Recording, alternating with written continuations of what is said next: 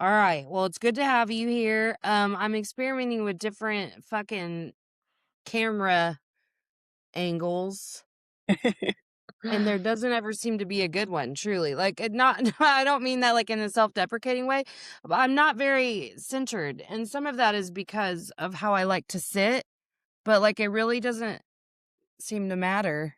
I moved it 6 times before you even popped on. I don't know, whatever. I don't ever really even care, but then sometimes when I go to post clips, I'm like, "Coulda tried a little harder there, girl. Coulda tried a little harder." Yeah. Yeah. Yeah, I get that. Okay, well, I know you're a little nervy not knowing what the hell I'm gonna ask you and whatever. So, for you and the audience, I'll let you know that the reason that I was like, "You have to come on my show," is because I was on yours, Mhm. Radiant Resilience podcast. Am I saying that Yep. correctly? Yep. Yeah, and I told you then, and I've my audience is probably tired of hearing me say this, but I'm tired of people who aren't willing to have conversations that go below the surface. Mhm. And so when I connect with someone the way I felt like we connected, I just want to have those conversations. I don't want to talk about dumb shit that doesn't matter. And your business matters, but not if that's how you're going to answer every question is like, well, my business. Okay. Like you said, I'm all for, at the end of the episode, we can talk about your book, we can talk about your stuff, but like, I want to know your story. Like, tell me about Yes. your divorce. Tell me about the nitty gritties and all that stuff. And that's why I've been I have a few people that I've said, "Will you sign up every couple months? And we'll just Okay. talk about what we're learning right now. What's this week Mhm. been like? What are the lessons we've been having to learn?"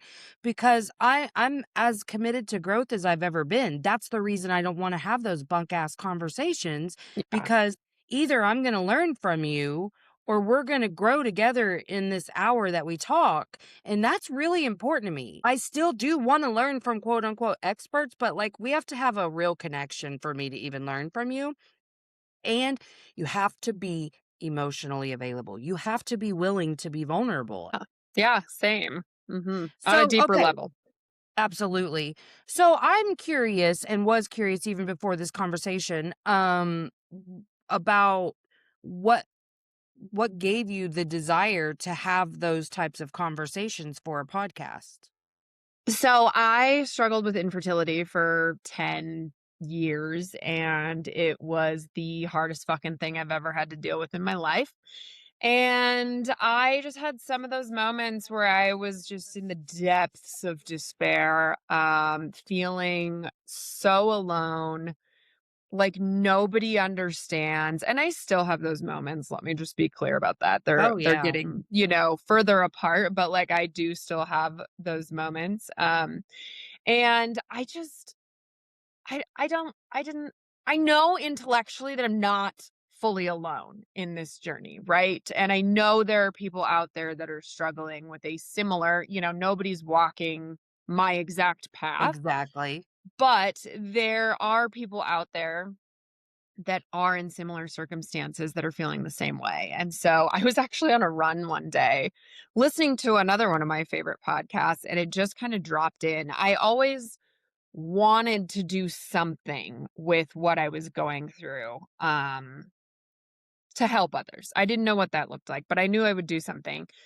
And so I was running and then it just kind of dropped in like, "Oh my god, I want to do a podcast." And I decided I didn't want it to be solely focused on infertility because there's a lot of those out there too. Because I think, I believe that we all have something we're going through or have gone through or will go through, anything like that. We have social media and stuff like that nowadays that makes everyone's lives look perfect and not real. And I also, in friendships, I don't like surface level friendships. I have a really hard time really feeling connected to people unless we go, deep and honest and real. And so I was just like, you know what? I want to have these conversations and just like whoever is going through whatever, I hope that you can find an episode of my podcast that resonates with you because everybody has different walks of life and different struggles, and everybody is the victim of it. Every single, where nobody comes out of this life unscathed. So, Yeah. mhm. Yeah. Well, and for the audience too, I just want, as a point of clarity, to say you were on a 10-year journey of trying to get pregnant, but then you stopped trying to get pregnant, but you haven't had children. Like that wasn't Correct. like a successful journey for you, or however fucking professional way you want to say that. You I am didn't the story no get one the wants to happy ending. hear. Right, exactly. I'm So not the happy ending butterflies and rainbows. I got my baby. I did all the things. Like it was all I worth it because blah blah right. blah. Yeah. So this is ironic that this happened right before this interview. Last night I had this woman, a random woman on Facebook who sent me a message, and I think she's followed my stuff on social media, whatever. And she sent me this message that just said that she absolutely believes that I will have a baby and that a baby is in my future. All I have to do is relax, which, if anybody has followed any of my shit, do not tell an infertile person If that they you just need know to relax. anything about infertility, don't fucking tell them to relax. Don't do it. And then, the second part was forgive those who have wronged me. Okay, And I'm having a visceral reaction to yeah, this. and the third part was, to trust in God. So, Mhm. and I know that Mm. her intentions were coming from a good place, but, Mhm. I had a mental Mhm. breakdown. I Okay, cried and thank you for cried and saying that. cried. Mhm. Mhm. I was mad. I'm like, "No." And really, full transparency, my response wanted to be "fuck off." Oh, yeah, yeah, yeah. Because And you know again what I'm tired of? mhm, I'm tired of I don't know how else to say this, but us being the bad guys when that's our response. Like, if you were to actually say that, mhm, you're a horrible person because mhm. you Yeah, couldn't just because see that she meant me well meaning. Is it mhm, fucking well meaning if your intention is to relieve something of yourself? Because truly, that's what it is. Don't, mhm. because did I fucking ask you? Did I come to you and say, how do you think that I could get pregnant? Do you think I will get pregnant? And how do you think that I should go about doing life so that I do? The same shit. This is also why I mean, I told you that I had some infertility struggles. I'm not Mhm, comparing it at all to yours, mhm, but I do remember the shit people said, and the relax piece was really it was a trigger. And guess what? I got labeled mm. abrasive, aggressive, like because I didn't play when I was like, "Oh, are you Oh, there? My power glitched." we lost you. What the hell? I sent you an email. We had a weird Oh, power surge. Like everything just went out no! for a second, but then all the internet had to reboot and oh, sorry. I've Oh, been that's okay. I've been Oh, there it is. I shouldn't say this out loud because people are going to think I'm crazy, but I've talked about it openly. But I've been asking my son to like do like light flashes. And I had this whole like Google moment where I was like, why, when I asked my dead relative to, mess with electronics, are they not? And so I talked about that a little bit, but I was like, Jake, it's not the fucking time to be fucking with electricity. Anyway, Ah! okay. So Anyways. yeah, I got labeled abrasive and aggressive because I'm the one having this reaction, but it was like, yeah, but that's so fucking unfair because I didn't ask you for your opinion or your advice. I was just venting about my own situation. And that's something I can still super resonate with now because I'm having the exact same stuff happen now.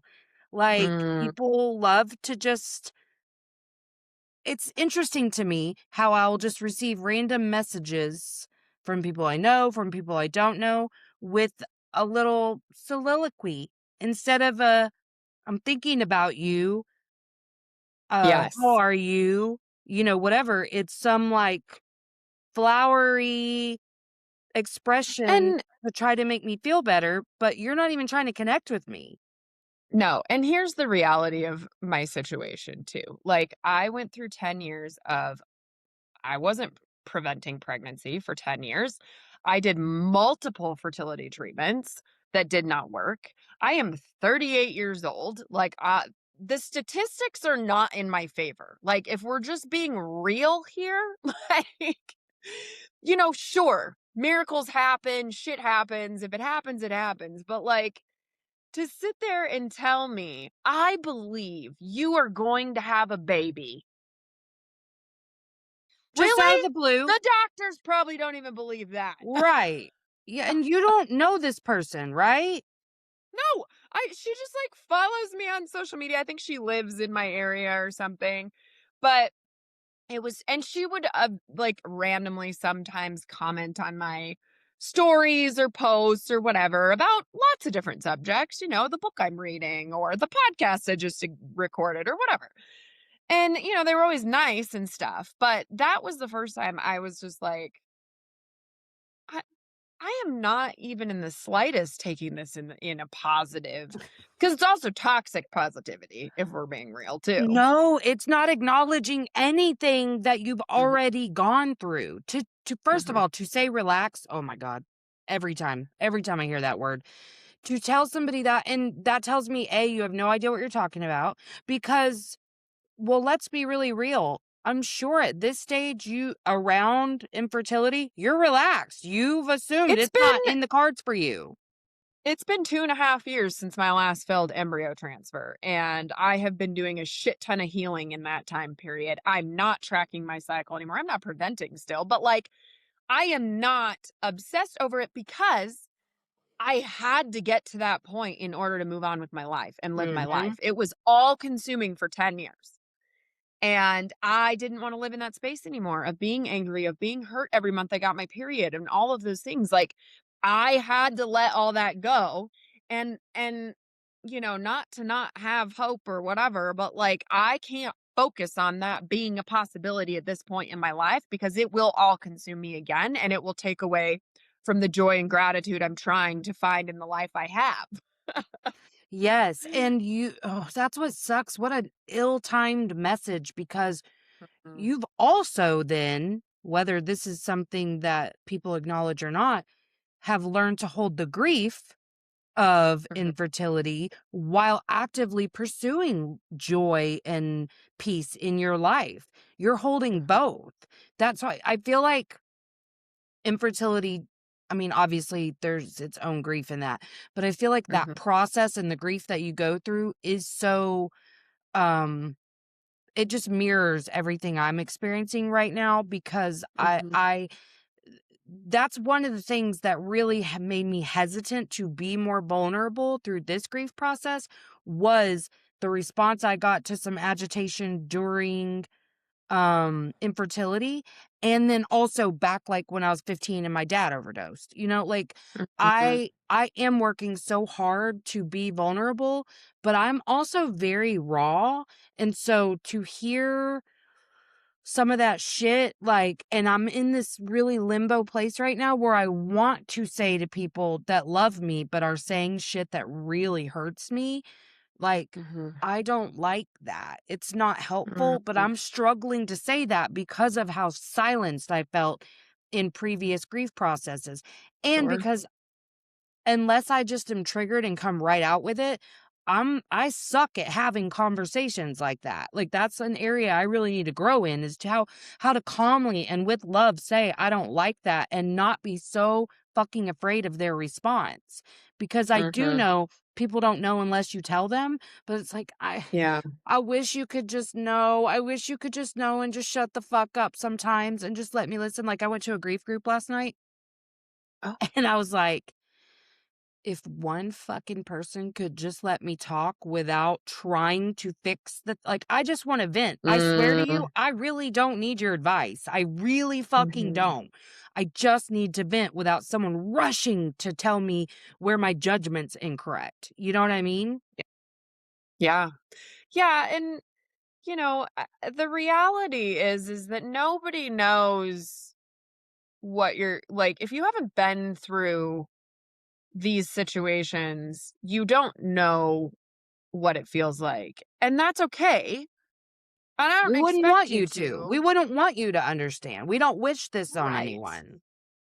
But there are so many other ways to go about, you know, saying things to loved ones and having compassion, and I find myself wanting to protect the people that are, like, I don't know why. I'm the opposite of you. I'm not like yelling at him or whatever, even though I want to. Like, I wanted so badly last night to say fuck off to that lady. But like, what I ended up doing was going on my Instagram and doing like a little story rant of like, don't make my infertility my fault. This isn't my fault. Like, I don't know. I did this little rant, which I don't normally do. And I almost didn't post it because I'm like, well, then people are going to feel uncomfortable and people are going to be, I'm going to make other people feel uncomfortable and maybe they'll judge me or whatever. So the people pleaser in me is always like, Mhm. you know, don't do that. But like, people need to know, and it's okay. It's okay if you don't know what to say and you don't know how to handle these situations and it makes you uncomfortable. And that's where I think my journey has taught me that you just say, I love you. I'm so sorry. Like, Yeah. this really sucks. It really does. Yes. Period. Because, like, specifically yesterday, I was very overwhelmed. I don't remember if you and I are Facebook friends too, or if we're just following each other on Instagram. So I also posted this on Instagram and I've deleted the post, but I Mhm. did a news story. A couple of different news stations interviewed me, and a couple of really big articles have come out because we found out that my son died because of a new designer drug that's 10 times more potent than fentanyl, and he Mm. didn't know he was buying that. So he's now become the face of this drug for Oklahoma because he was the first documented case here, which in some ways gives me comfort because his name is being spoken, and you know what I mean? And he Sure. gets to help other people because me posting about that, um, got the attention of the news and that news anchors who contacted the Oklahoma Bureau of Narcotics, and that's why they've issued a warning, and that's why I was interviewed.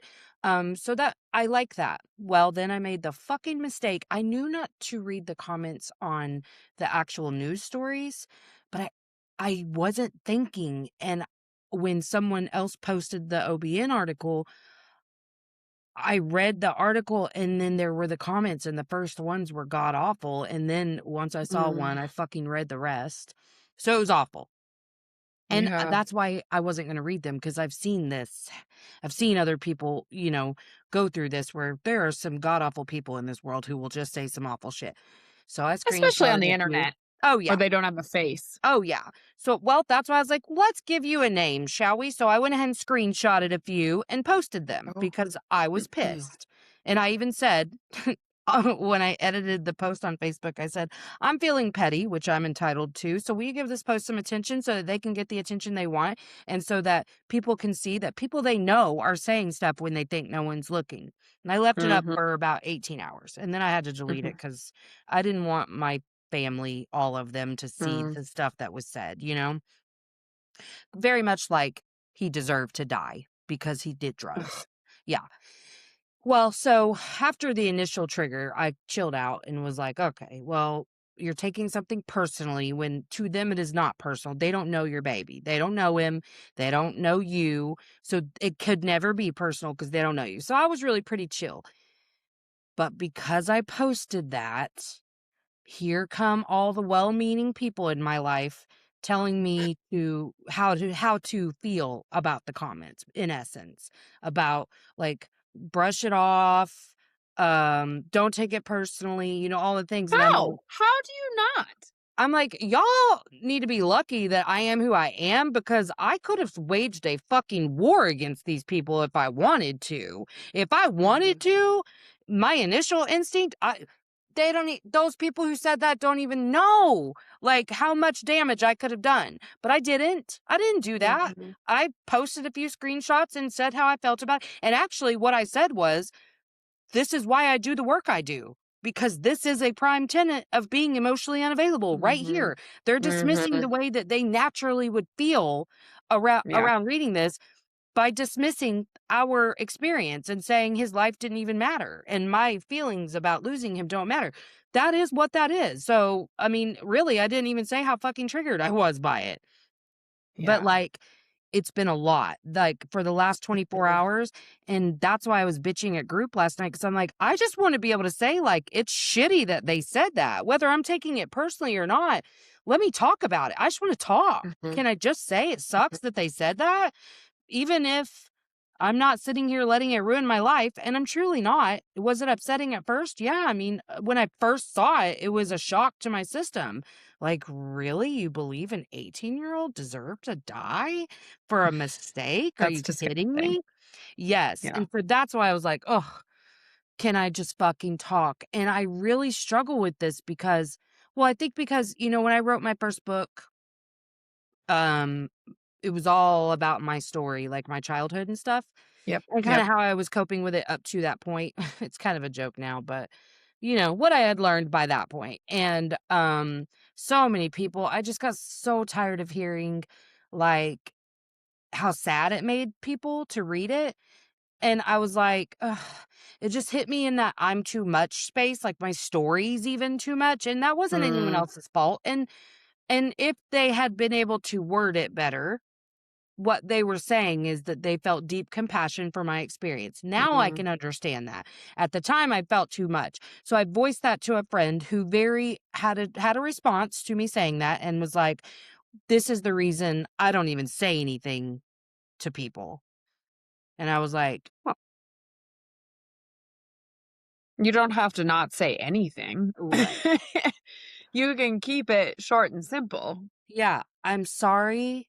I love you." Like why couldn't anyone just be like, "I cannot fucking believe there are this type of people on the internet. I'm so sorry that they said that." Mhm. Why can't you just say that instead of telling me how to experience that? I'm Yeah. fine today. I'm more upset about people's response to my response to the comments than I am about the comments themselves. Like I and it's Well, and I'm just tired not at this point. not validating your feelings is so frustrating because, I mean, one of the things that I have struggled with immensely is pregnancy announcements, right? Of my Mhm. friends, my family, and it's one of those things that I am supposed to be happy about, Mhm. right? I am supposed to be happy for these people, and don't get me wrong, I don't wish my situation on anybody because it's the worst thing that's ever happened to me, and, I don't want anybody to struggle, I really don't, um, but I get angry for myself, like, in Yep. my own story, but, like, that's a weird one to have to express to people too, is like, of course I'm happy for my friends and my family that don't have to go through this, but I'm also really sad and angry in my own situation, but Yes. that's one of those things that's a hugely judged thing that if I say Mhm. that to the wrong person, then they think I'm an asshole. Yeah, and I can remember being really performative around that after the first couple to where I found myself saying intentionally, "I'm really happy for them, but I'm really sad for me." Mhm. Um, I wasn't not happy for them, but Right. I'm You but are. more than happy for them. I felt pretty uncomfy for me. I Mhm. mean, and I Yeah. really do think that that should have been allowed. Like, Mhm. it's just at this stage reminding me of everything I want that I don't have. Mhm. So, I want to feel very happy and only very happy for this person. And I had a friend when I was struggling to get pregnant with Jake, someone got pregnant accidentally in our little cohort at college. I wasn't happy. I wasn't happy. And I'm trying to vent to a friend and I was told like be the bigger person. And I was like, well, if I'm not being a bitch to her face, I don't know why like why can't I just have like a soft moment behind closed doors where I'm grieving out loud that like it's not fair that you can unintentionally get pregnant and I can't intentionally get pregnant. That feels unfair to me. Yeah, I went to a, bridal shower years ago. I can't remember exactly where I was, but I was in the midst of fertility treatments. I think I had just gotten like, the final results of one of my egg retrievals, which was not great. Wasn't I mean, it was the worst. We had an embryo, but it was, like, 1 out of, however many we could have had, Mhm. and so I was really, really struggling, but I thought, bridal shower, not baby shower, should be safe, right? Well, it was one of my very dear friends who I still love to this day, but the man she was marrying, they had had a baby prior to getting married, and, like, a bunch of her friends had had babies too, just recently. So I go to this bridal shower, and I can't tell you that Melissa, the only conversation that was being had was about pregnancy and babies the entire time. Oh And the few of god. us that were there that didn't have kids were, there was one girl there that had just gotten married recently, and somebody was like, "So when are you guys gonna have kids?" And I was just like, "Oh my God, what are you doing?" Anyways, I ended up after we ate our meal, I don't remember what time of day it was. I went in the bathroom and bawled my eyes out because it was so triggering and I couldn't do it in front of everybody and I had to go hide because again, it's my friend's party. I don't want to make everybody else uncomfortable. I still to this day do not know if she knows that that happened. But I Yeah. went and I cried and I texted my husband and I mean, I guess hindsight I probably should have gone, but I thought a bridal shower would be safe. Yeah. Well, that's the thing. I'm learning when you're grieving something, nothing's Mm, safe. Nothing other than my fucking grief group. Like yeah. nothing is safe because the most innocuous things bring it up and I don't know. I feel like there's got to be this middle ground between expecting everyone to know and be Mm, understanding and also cater to everyone else's comfort. Like there's got to be a mm. middle ground there where I Yeah. can at least say this is a moment I'm uncomfortable. Like this is Mhm. bringing some shit up for me. And then it doesn't make it uncomfortable for anyone else. It's just like oh, do you need to go? Like, like actually whenever I did the first news story on Monday. The reporter was so kind. I actually was taken aback and ended up feeling stupid about all of my answers because she was so kind. Mhm. She wasn't taking the angle. The story itself, when it was all cut and put together, took the angle I was expecting, but I wasn't expecting her to ask me questions from a place of care and love because that Mm, wasn't the vibe that I got when I first spoke with her. That's just the truth. But yeah.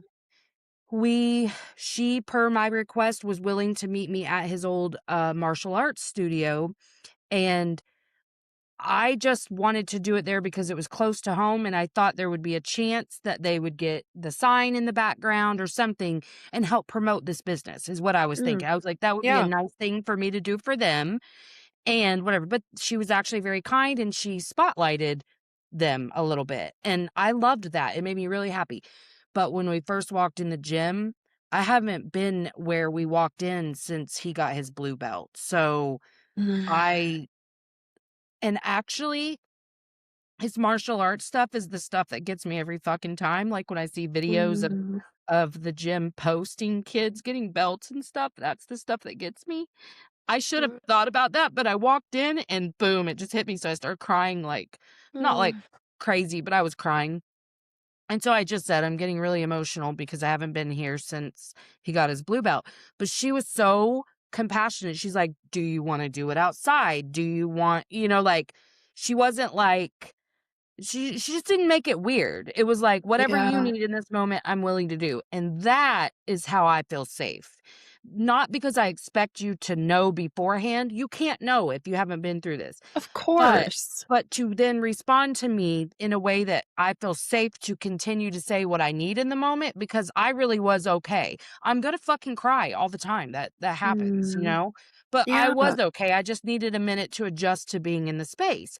But I Yes. need to be able to say I'm having an emotional response to this and that be met with compassion. And I think that's what we're actually saying here because Yes. that's the part that people are missing. They get hung up on the fact that we have sometimes an ugly, but at every time an emotional response to something that's happening. And then that's the part they're hung up on. Like, they're like, they're triggered because they feel like they're in trouble and, that we're mad at them, whatever. No, the mad is now coming from your response to my response. It's not that you Yeah. made the mistake. It's not at all. And I think I'm just now in this conversation actually finding the words for that, because it Mm. truly isn't. You and I are both not asking people to show up perfectly. We're just No. saying when we have an emotional response, let it be a safe thing. Yes, and I am very aware that, people getting pregnant and having babies is going to consistently happen in through the rest of my life. I understand that as a fact of life. Um, but if I need to leave the room because there's a conversation that I don't feel comfortable with, don't get mad. Like, I have had Right. that. I thought that there were so many times that I walked out of rooms that I thought I did it very discreetly and, like, just kinda, like, walked away or went out to my car and cried, or, like, at that bridal shower, I went to the bathroom, and just, cried and then came out and pulled it together. Everyone always noticed. And then they always had to be like, "Oh, well, Tawny left the room," and it's like Yeah, so or, you're making this about you, and it's yeah. like, well, it is about me. Like, this moment that I'm having is about me, but if I'm leaving discreetly, really, you're the one making it about me. Like, nobody would have, like, even thought about it if you could have understood from a place of compassion what was happening there. It's not me being pissed. Maybe it's gonna sound pissed sometimes. I'm Mhm. not going to be able to show up in a sweet, soft way all the time. So Yeah. sometimes it's gonna seem pissed. If my emotional response comes out from a triggered place, it's gonna be ugly sometimes. Mhm. I'm saying, can you try to understand that? Like, even for your case, I don't think that it is wrong for people who love you to make sure that they send you a private message first to say, "Hey, no pressure to respond at all, but I do want to let you know I'm pregnant and I'm going to be making an announcement. And I just wanted you to know so that it's not like you're not finding out at the same time the rest of the world is." You know what I mean? Like, The surprise is the worst. it is, it is. I remember being Yeah. like, "The fuck?" And feeling like it wasn't unreasonable for me to ask for that, but there was so much taboo around, like, "You're making it about you." Like, that was really what people responded with. And the reality is it's always gonna hurt.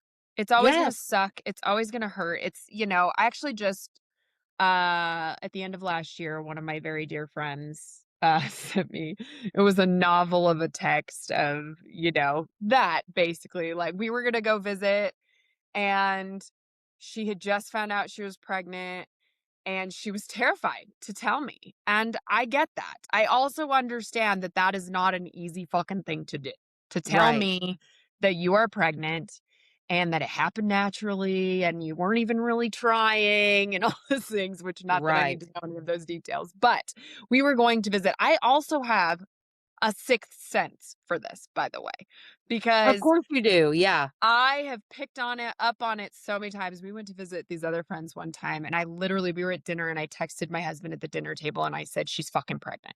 And sure as shit, like 2 days later, they finally told us. So, like, I know the signs to look for. I just know it. So my friend was like, "You guys are coming to visit. We're not even telling family right now, but I just want you to know because she's paid attention, right? And she Yeah, wanted to be kind about it. And I did. I wrote back and I was honest back and I was like, you know what? I am so happy for you. I'm sad for myself. I'm not going to lie. I'm and jealous. That is another feeling that comes up a lot that nobody likes to yeah, talk about. It's the jealousy. That's why it's so yeah. hurtful, right? Because I'm jealous that she's getting what I don't have and what I can't Mhm. seem to have. And, but it was one of the kindest ways that anybody ever told me, but it still hurt. Like I still had to have my cry moment. Yes. Um but she has been very kind through the entire process. She doesn't tell me anything unless I ask, because she paid attention to my podcast and my posts and the things that I've talked about and has Yeah. had that compassion. And that makes a world of It difference. A does, world it of does. difference.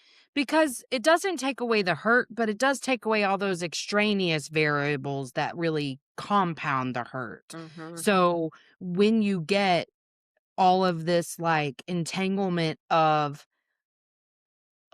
feeling so unseen, feeling misunderstood, feeling unheard, all of that along with the already there pain of infertility and the grief, it's so hard because Mhm. how am I supposed to be able to even, like, talk about this? And that's why I think so much of these types of grief are, like, internalized because Mhm. you just get so tired of feeling like the bad guy for saying, Mhm. "Can you just be fucking delicate about it?" Just, like, delicate, that's all I'm saying is can you add a little bit of grace and compassion to this and just give me an advanced warning or Yeah. allow me to walk out without making it awkward. Like, when I come back, I don't want you to give me attention if I've left the room and come back. If I had wanted to have a conversation about it at this event, I'd have pulled you aside and said, "I'm really struggling." But instead, I made it a private thing and I came back. Well, and I don't wanna make people like, they should still be able to have those conversations, and I understand that, I actually didn't go to a family Christmas one year because a family member was pregnant, and it was the first grandbaby of that family, and I knew there were probably gonna be, like, ultrasound pictures on the fridge and, like, conversations being had about pregnancy and it being uncomfortable and, like, all that stuff, and rather than go and make everyone feel uncomfortable and like they're walking on eggshells, I chose not to go for my own mental health and for them so that they didn't have to worry about it, because I know for a fact that if I had gone and walked out of the room at any point, people would have been like, "Well, we pissed Tawny off." It's not Yes, even that. Like, it's I just need not to remove that. It's just myself from the overwhelming. triggering situations. That's all. Right. Yes, and I was so glad my, sister-in-law slash one of my oldest friends, um, she her daughter, who is my oldest son's age, um, got married. In looking at we had all planned to go, but, then in looking at the date, like, we were invited, like, a year ago, so obviously we were all planning to go, but then I started thinking about it because I was like, "Oh, her wedding's coming up," and I was like, "Okay, let me think about this." The wedding is less than a week after his birthday, Mhm. and there's a lot of logistical things to think about, first of all, because it's out of state. They live in a different state than me. I was like, "I don't have the energy. I don't have the energy to pack. I don't have the energy to figure out my dogs. I don't have the energy to go buy new clothes, nothing." And it's a less than a week after Jake's birthday. I don't know Mm. how I'm gonna be feeling, so I was just like, "I think I'm gonna not go," and I was nervous because you never know how that's gonna be received, and she was so gracious about it. Oh, She was like, "We good. completely understand, and if by some chance you do change your mind, that's fine too," which, like, that yes, it was so helpful because there was part of me that was like, "But what if I change my mind?" Like, there was a lot Yeah. of pressure that I was feeling, and then I was so glad I didn't go. That week, I was glad that I hadn't planned because it was just a very, like, exhausting week, and then also, I checked in the day after, and I was like, "How was the wedding?" Whatever. Oh my god, just hearing about it, it was too much. Like, I was like, "Oh my god, I didn't even anticipate to have this response." She sent me her younger daughter's maid of honor speech that she read, because she was the bride's maid of honor. I don't know why that got me so hard, but it Mm. did, and I was like, "I'm so glad I didn't go." Like, Mm. everything just would have been too much, you know what I mean? I also didn't wanna feel like I was that there was a spotlight on me, that people are looking at me like, "Oh my god, her Mm. son just died of an overdose." You know what I Mm. mean? And, Yeah. so I just like everything, I was like, "Oh, I don't wanna go," and then afterwards, I was so fucking glad I didn't, not because my response to that speech, I couldn't even believe that that's Mm. how I mean, it was beautiful, and I wasn't feeling anything other than just, like, so sad for me, which Mm. also didn't make sense to me because I still have kids that are siblings. Like, I don't understand still, but I don't think there is anything to understand. It was just a griefy response, but I wouldn't have wanted to have that in front of the whole wedding party. You know what I Yeah, mean? and you never know when that stuff creeps up either. I mean, I had that at one of my friends' weddings, just watching the groom dance with his mom, like, do the mother-son, which I'm Mhm. sure would be triggering for you too. Like, that's something that I was like, "I'm never gonna get to do that for with a Yeah. kid at their wedding because I don't have them." So, Yeah. it's grief grief is such an interesting thing. It creeps up when you least expect it, Yeah. and you think you've got the triggers all figured out and you think you can avoid them and things like that, but they just happen, and then it just sends you into the depths of despair again, and you spiral, and it's so hard. Yes. And that's why I'm really glad that I kind of figured out what that middle ground can be in this Okay. conversation, because I've held back so much, because I was thinking either you're the problem or I'm the problem, when really it can just be, just allow me to have whatever response is going to come up and meet me with compassion. That's all I'm asking. Mhm. Mhm. Is like, don't try to fix it. Don't, and I no longer expect you to understand prior to the dumb shit coming out of your mouth, but if I have a response to that, I'm going to need you to meet me with compassion and say, Yes. Not "Oh, anger. okay, I won't say that anymore," instead of, "Oh, we're in trouble again." All the things that were said. Well, and I think that's part of why we don't say it very much either, is because then these people and again, reiterating that we understand that they are coming from a good place. And I think Yes. that's why they get defensive and angry, Right. because they are like, but I didn't mean it that way. And I'm like, no, no, no, Mhm. I understand that. But like, I'm telling you for future reference. And I'm not Right. mad at you. I'm, hurt a little bit by what you said, but I'm not like mad at you. I just, and I thought you might want to know that you hurt my feelings. Right. And I'm only mad now because 'cause you're mad. I Right. wasn't mad before. I was letting you know I didn't like it, but I wasn't mad. Now I'm mad. Let's be clear. Now I'm mad because you just act like an ass. But I guess I would just ask people too, like, this response you're having to me saying that you hurt my feelings and how it's just like happening kind of beyond your control. That's how that happened to me 5 minutes Mhm. ago when you said that thing. I don't know why it's upsetting, but it is. So, I mean, I don't want anyone listening to feel attacked by me being like whatever about the little messages I've received in the 24 hours, but if if I just get the sense that you're just trying to make something go away by giving me some platitude or Mhm. quick words, it's not gonna land with me. I need to Mhm. feel connected and seen and heard. That's Mhm. my whole experience with this is I just wanna be able to say what I'm thinking and feeling too, without pressure to show up in a certain way. Yeah. Yeah, I do have a friend who lost one of her kids, and she said that one of the hardest questions she gets is just, "How are you?" Thank you. No, it is. It is the hardest question because But I will tell I don't you know how to answer it. exactly. She's like, "I'm not okay." Like, period. "I'm not okay. I'm not gonna be okay for a really long time."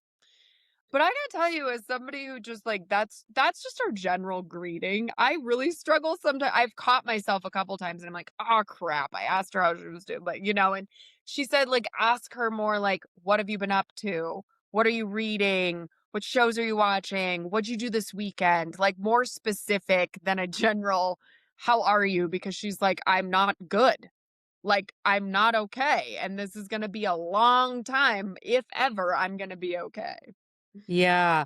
See, and here's where I feel I'm in a really weird spot, and I don't say shit like this out loud very often.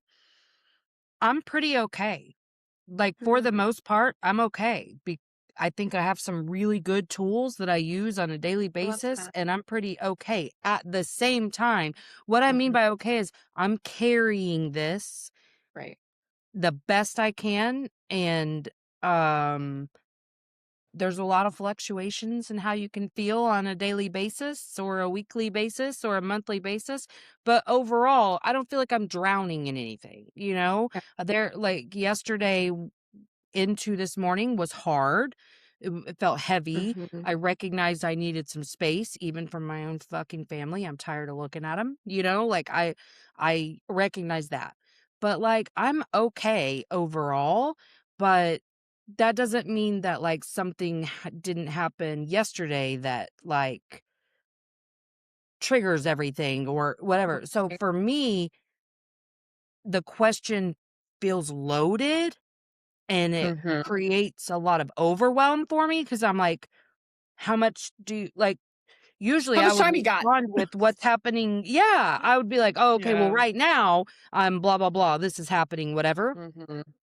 But then there were times whenever I would do that and they would just heart the message and go on. And I'm like, that feels good. Mhm. Thank you. Why did you ask? You know what I mean? And then there's times that it's like, I don't know like what you want me to say. And also I feel like if I say I'm okay, then I'm gonna get less support because people Mhm. think that that means the thing they want it to mean, which is you're fine. And I think there's a difference Mhm. between you're fine and I'm okay, you know? Yeah. And so that's where I've really struggled. Like I got a message like that last night and I was like, I can't even I'm just overwhelmed. I'm so overwhelmed. I can't even answer this question. So for me, it's been more like I like the how are things going? You know, Okay. I like when people say that because I can be like, pretty good, you know, this has been a good week. I did this and this and that made me really happy, or it's been a shit week. You know, like Yeah. I like how are things going because then it's more like what's up with your universe right now? How is this impacting you right now? Versus I feel like how are you doing is this really overarching question that I'm like struggling to answer because there's a lot of fear in your response Mm. to it. Yeah. Yeah. Yeah, I don't know. It was really I mean, having this conversation with you is eye-opening for me too because I've never been through what you've been through, so and I never would have thought with my friend that that would have been a triggering question. But I and again, she told me we had a conversation. She's like, I know we're close enough. I can tell you this you know, and I do catch myself, like I said, every once in a while. I'm like, "How are you doing?" Because it's just like a natural Yes. question, I was the and I'm person who like, would "Oh, say that sorry." just as naturally before this. That's how I everything. Yeah. Hi, how are you? You know? Yeah. The Yeah. one so, being a hairdresser, when I get new people in the salon, I have almost the exact same conversation every time when they wanna know, we're chatting, and then eventually it's, "Do you have kids?" And at this point, I just say no. I think there was a point in time where I would elaborate more. I just say, "No, I don't." And sometimes it goes further, sometimes it doesn't. When it does go further, they say, well, because I travel a lot. Let me preface it by saying that. And so usually the response is, "Oh, that's why you get to travel so much." I'm like, mm-hmm. Get to. Mhm. Yeah. Yeah. And then I'll say something, if I feel inclined, I'll say something like, "Oh, well, I was unable to have children." And I try to just leave it at that. And then people are like, "Well, have you ever thought about adoption?" It's the same fucking conversation every fucking time. And actually, I was just talking to one of my friends who is in my same boat, went through fertility treatments, didn't end up with a child. You know, we commiserate together. And Thank um God you have a friend like that. yeah, I have a couple. I've actually found a decent community on Instagram of childless not by choice, Good. which has been very helpful. But we were talking about it and yeah, I she told me she's like we've decided not to pursue adoption. They thought about going into foster adoption, all that stuff, and she's like we've decided not to pursue it and and also, can I just say, it is not up to the infertiles of the world to adopt all the babies. Right. Anybody can do it. You can do it. Right. So, if somebody asks me that one more time, I'm gonna be like, "Oh, have you ever thought about that?" I know you have 5 kids, but have you ever thought about that? Right. Why should I think about it just because? And I was really proud of Jennifer Aniston on Dax Mhm. Shepard's show saying, "I want my fucking DNA." And I know how harshly she was judged for that. I never went So to the bad. comments or anything, but I know how she was and I was like, "I'm glad that said fuck it, I'm saying it." Because also that is such a much larger conversation. I don't think being infertile is a reason to adopt. I think you really need the heart for adoption. That's the reason we have so many fucked up adopted kids because Mhm. people don't understand the trauma of adoption Yeah. and that, you think you're going to come in and have this instant bond and save their life and blah, blah, blah, blah. There's way more to that story. And if your whole intention is to fill a hole in your life with Mm. this child, we're Yes. not you're not going fare very well there, honey. You're Mhm. not. Yeah. Yeah, it's wild. It's the same conversation every time. I'm sure you've had a few of those repeat conversations. I mean, I'm sure you're Oh, going to thankfully I have. haven't. Not yet, but that's because 'cause I've isolated the shit out of myself. Mm. I cannot have conversations that aren't like and I was that immediately I became very afraid to talk to people that I don't know because I'm like, Yeah. I know how easily triggered I am right now, and I'm not Yeah. gonna be able to respond nicely I'm because glad that you can see that in yourself and at least not regardless of your response, like, you need to not put yourself through that. yeah, that was my whole thing was like I can hardly handle talking to people I do know. I'm Mhm. certainly not going to go open myself up to people who just need to shut the fuck up to begin with. Yeah. I do dread some of those questions in the future. Like Mm. just thinking about them really bothers me. Like people just asking me how many kids I have and stuff like that. Yeah, my I friend dread that struggles with that. stuff. Mhm. Yes, like, just well, and even on this show, that was tricky for me at first, like, when's the appropriate time to bring this up? What if it doesn't come up organically? Like, I never thought that the things that I would have thought to be irrational or illogical before would make so much sense to me now, because there was this part of me, like, if it didn't get brought up at all, that whole episode, which now I just say it, but I would feel guilty, Mm, like I betrayed him in some way, like because I mhm. didn't bring him up, and I knew that didn't make sense, but it was like, I gotta figure out a way that feels comfortable for me. So Yes. I just say it. I just say it and not worry about how uncomfortable the other person is, and we just move through it, and each time it's different. Sometimes I'm crying when I say it, sometimes it's like, whatever, but I'm just learning to say it and be fine with it, but there are still moments where I'm like, how do you say that without, like, Mm, being really weird, you know? But I think I've come to a place where I am more invested in honoring my own needs than I am the mhm. comfort of others. So, if I feel like saying something, I just say it. I think that's you know what? I think it's probably actually, so I'm reading Elizabeth Gilbert's new book, and she's talking a lot about her this relationship she had with this girl who was an addict, a drug addict, alcohol addict, and she's talking about AA meetings and stuff like that, and she talks about how that is why AA meetings work so well is because people can go and say the ugly things that they're feeling and thinking inside themselves that they won't be judged in that room for that. And I think that that's huge because I think me being able to say, you know, I am happy for my friend, but I'm fucking sad for me on a pregnancy announcement is and being understood and met with compassion makes a huge difference. To just be able to say it and not Yes. feel like an asshole about it all the time, you know? And so I hope that that's like a therapeutic thing for you to be able to at least get some of that stuff off your chest and out of your body and, out there in the world. Cause it's your Yeah. story too. It's unfortunately, I wish, it wasn't, but Yeah. yeah, I think that's what the grief group has been the most beneficial for me yeah, is like a space to say stuff that people don't misunderstand. mhm, And also just these conversations, like I worry a little about it triggering people, but it's also a pretty safe space to say the stuff because It's my show, so I can say what I Yeah, you gotta say whatever you want. Well, I have loved this conversation so much. Tell us where we can find you. Oh, I mean, I'm mostly on Instagram. I'm on Instagram and Facebook. And it's just my name, Tawny Palm. It's Tawny, and then palm like the palm tree.